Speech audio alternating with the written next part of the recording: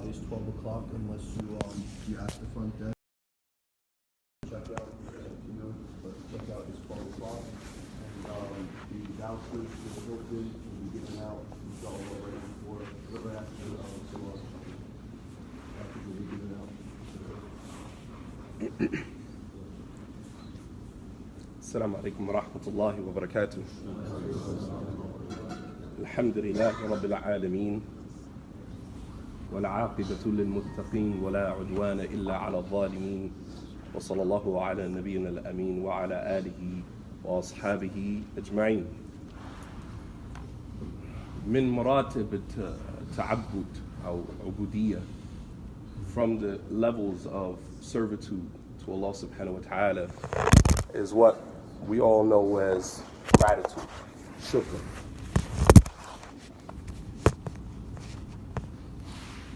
Gratitude to Allah subhanahu wa ta'ala. As we just finished making the salat, we asked Allah subhanahu wa ta'ala to make us grateful. As the Prophet sallallahu alaihi wasallam told one of his companions, إني أحبك في الله فلا تنسى أن تقول في دبر كل صلاة اللهم أعني على ذكرك وشكرك وحسن عبادتك. Oh Allah, aid me, assist me, على ذكرك, in remembering you, because it is the human being's nature to forget.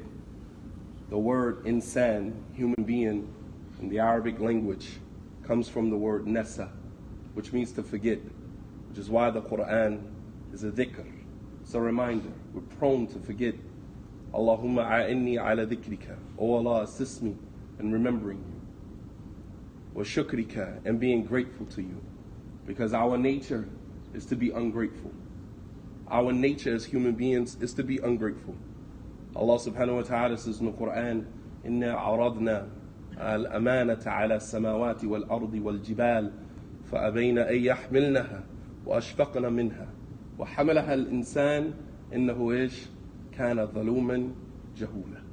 Our nature is to be oppressive. Our nature is to be unjust. That's our nature. He was ungrateful, he was unjust and ignorant. That's our nature. That's our asl. Allah subhanahu wa ta'ala mentioned in the hadith al-Qudsi, Ya ibadi kullukum dhalun illa man hadayt fastahduni ahdikum.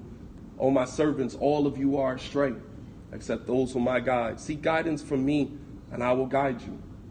That is in the hands of Allah subhanahu wa ta'ala. Aid me in remembering you, and being grateful to you, wa husni ibadatik, and perfecting my worship to you.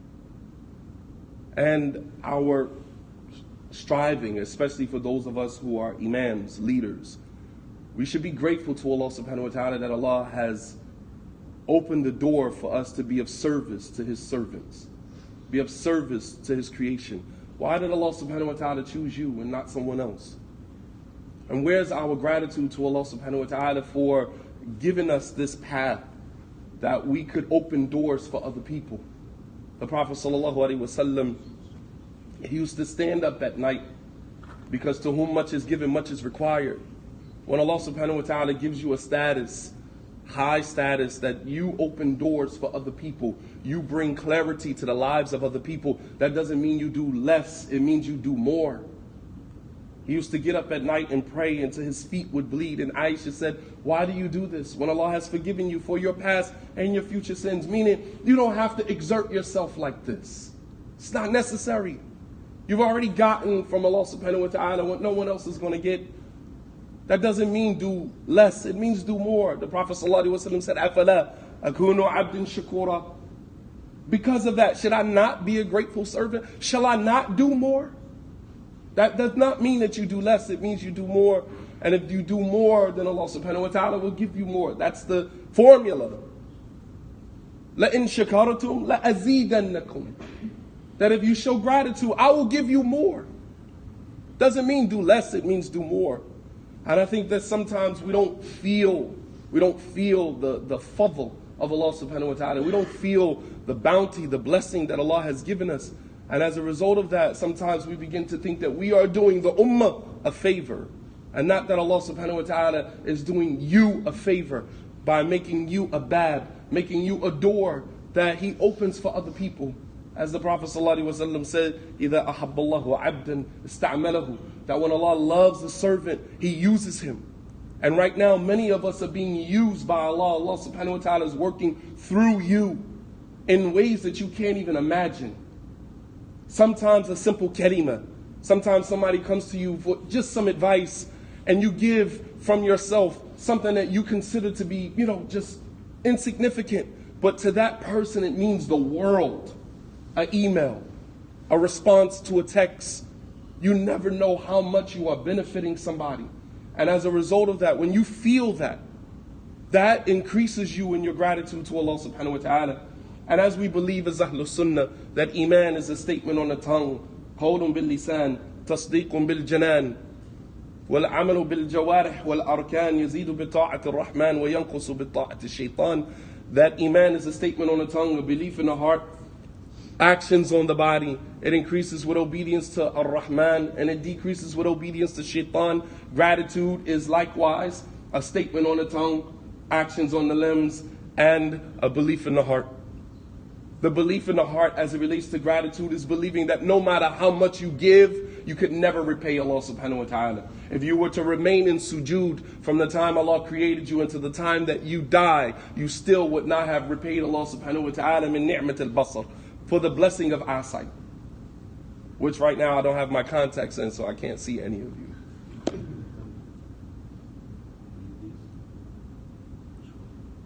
You still would not have repaid Allah subhanahu wa ta'ala for eyesight. Feeling in the heart that no matter how much you give, no matter how much you exert from yourself, it will never be enough to thank Allah subhanahu wa ta'ala for the path that He has put you on. And I'm not speaking to the common Muslim from amongst us. I'm speaking to our leaders.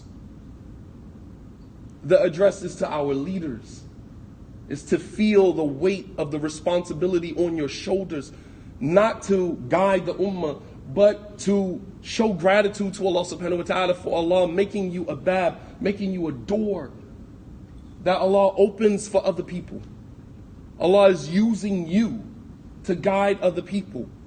And that is, we have to feel the pressure of that, the weight of that, the mas'uliyah, the responsibility of that. Gratitude from the heart. Gratitude on the limbs.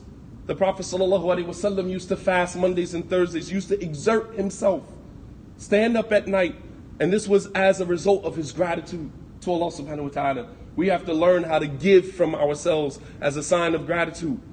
Sometimes we don't accept phone calls, sometimes we don't accept emails, sometimes we don't want to answer questions. But when you think about it, exerting yourself, this is you repaying your debt to Allah subhanahu wa ta'ala for the fadl that He has given you. To answer that phone call when you don't want to talk. And believe it or not, many imams, many leaders don't want the positions that they have. It's by default. They don't want it. Many times I don't want to answer my phone. I look down at my phone and I don't feel like answering. Because I know that that's an hour phone call.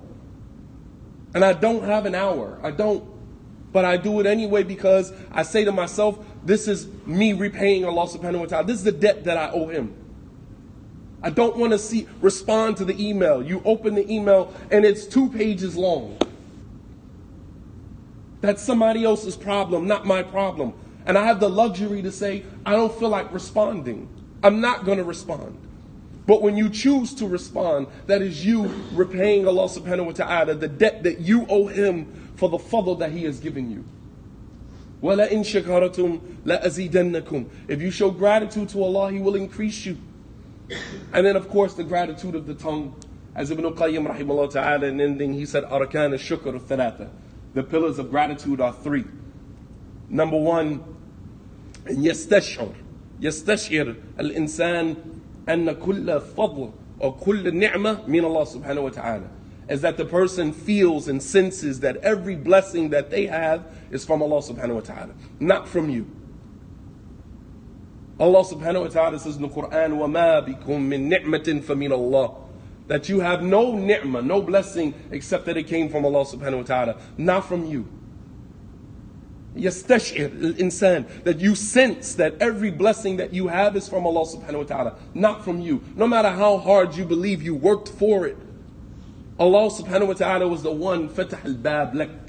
Allah opened the door for you. You didn't open the door for yourself. Allah guided the heart of somebody else to open a door for you. Understand, Allah subhanahu wa ta'ala guided someone's heart. As Ibn Qayyim rahimahullah ta'ala, he said that the qulub, that the hearts, aniyatullahi subhanahu wa ta'ala fil ard, that the hearts are the vessels of Allah subhanahu wa ta'ala on the earth. This is the way that Allah conveys His mercy or His wrath to His servants, through the hearts. That Allah subhanahu wa ta'ala, muqallib al-qulub, the change of the heart, can change someone's heart to show mercy to you for no reason at all. You don't even know why this person is extending that to you. But this is Allah subhanahu wa ta'ala's way of conveying mercy to you through the heart of someone else.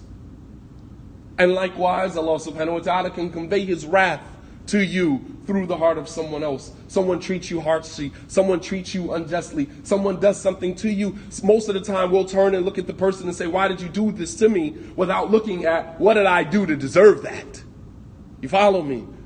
Some of the salaf, some of the scholars of the past say, Inni la a'sillah, I would disobey Allah, fa'ara athra ma'asiyati fi khuluq zawjati, that I would disobey Allah subhanahu wa ta'ala and then see the traces of my disobedience to Allah in the behavior of my wife towards me.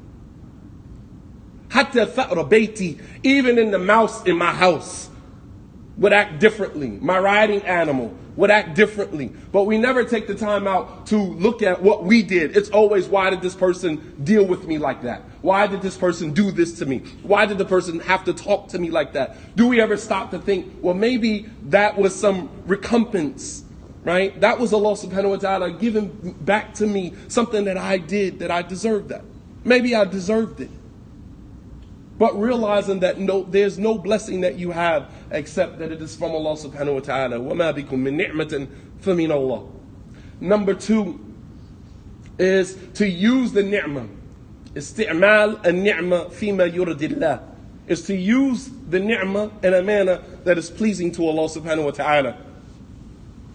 Woe be to the individual who recognizes that they have a blessing from Allah and then you abuse that blessing by using it in a manner that is displeasing to Allah subhanahu wa ta'ala. Whether it is your ilm. How can a person use his ilm in a manner that is displeasing to Allah subhanahu wa ta'ala? And yatakabbar ala nas, that you use your knowledge to make yourself seem more superior to people. Knowledge humbles you. Does not raise you, it humbles you. Allah raises you. You don't raise yourself. Allah is a-rafi'. Allah is the one that raises. You don't raise yourself. Let Allah do that. But people use their knowledge in a manner that is displeasing to Allah subhanahu wa ta'ala. You allow people to feel the weight of your scholarship, the weight of your knowledge. People don't need to feel that. MashaAllah, this person, alim, kabir, MashaAllah, tabarakallah. People don't need to feel that. That is using your ni'mah in a manner that is displeasing to Allah subhanahu wa ta'ala. Use the blessings that Allah has given you in a manner that is pleasing to Allah. Fudayl ibn Iyad, rahimahullah ta'ala, said, Alaykum malazimat al-shukr, faqalla ni'matin zadat an qawmin faruddat ilayhim. Fudayl ibn Iyad, he said, is upon you to always show gratitude to Allah subhanahu wa ta'ala, because it is rare that Allah strips you of a blessing and then gives it back to you. It's rare when Allah subhanahu wa ta'ala takes a fadl, takes a ni'mah from you. Most of the time He doesn't give it back to you. You squandered that. Number 3, at-tahadduth bi ni'matillah, is to speak about your blessings. When Allah subhanahu wa ta'ala bless you with something, talk about the blessings that Allah gives you. See, when you hide speaking about the blessings that Allah gives you, you leave one to believe or to perceive that you earned that on your own. But when you say, MashaAllah, Allah blessed me with this, Allah gave me that. Think about when, as imams, think about when someone praises you and thanks you. Think about the first thing that comes out of your mouth. Is it Alhamdulillah? Or is it, thank you, brother, MashaAllah? Just an FYI for your information. Anytime someone comes to you and they thank you, the first thing to come out of your mouth should be Alhamdulillah. You give it back to Allah subhanahu wa ta'ala. It ain't from me. What you heard, you benefited from, it wasn't from me. Allah is working through me. It's not from me. Alhamdulillah. First words that come out of your mouth, not thank you, because now when you say thank you, you're accepting that praise as if you deserve that, you own that. You don't. Allah subhanahu wa ta'ala is the one that is deserving all praise. All praise is for Allah subhanahu wa ta'ala. But التحدث بنعمة الله, as Allah subhanahu wa ta'ala says in the Quran, وَأَمَّا بِنِعْمَةِ رَبِّكَ فَحَدِّثْ. As for the favors of your Lord, then talk about it, speak about it. Allah subhanahu wa ta'ala loves to be praised. He loves to hear His servants talking about the things that He has given them. We love to be praised. وَلِلَّهِ الْمَثَلُ الْأَعْلَى. And to Allah belongs the highest similitude. We love to be praised. We love when our name comes up in a gathering. Some of us sit from a place where we just are waiting for that moment for our names to be mentioned, because that's our validation. We live in that space. But Allah subhanahu wa ta'ala loves to be praised. And last but not least, that shukr, gratitude, is one of the ways that we balance our lives. Our lives are torn between times of prosperity, times of adversity. And the Prophet ﷺ, he said, "Ajaban li amri al-mu'min." Amazing is the affair of the believer. Amruhu kulluhu khair. His affair is all good. All good. وَمَا ذَلِكَ إِلَّا لِلْمُؤْمِنِ. And that is only for the believer. In أَصَابَتْهُ السَّرَّاء. That if some prosperity come to him, some good come to him, شَكَرَ اللَّهُ فَكَانَ خَيْرًا لَهُ. He is grateful to Allah. He shows gratitude to Allah, and that is better for him. And if some darra, some adversity comes to him, sabara, فَكَانَ خَيْرًا لَهُ. And he is patient. Some calamity befalls him, then he is patient. When some prosperity befalls him, then he shows gratitude. So we balance our lives between sabr and shukr, between patience and gratitude. Patience and gratitude is how we balance our lives. When things good come to us, we show gratitude to Allah subhanahu wa ta'ala. And when things that are not so good come to us, we're patient with that until it subsides and we benefit from the lessons that we get during that time, and that is better for us. هذا وصلى الله على نبينا محمد وعلى آله وصحبه وسلم تسليما كثيرا وآخر دعوانا أن الحمد لله رب العالمين والسلام عليكم ورحمة الله وبركاته. Imam Shadeed, that spiritual fortitude, alhamdulillah, we really need that in the morning to give us the energy. May Allah subhanahu wa ta'ala bless you all. Inshallah, please make your way to the breakfast areas, the allotted breakfast areas. There should be vouchers there in the Hilton. You should have your vouchers from the Hampton Inn if you're staying there.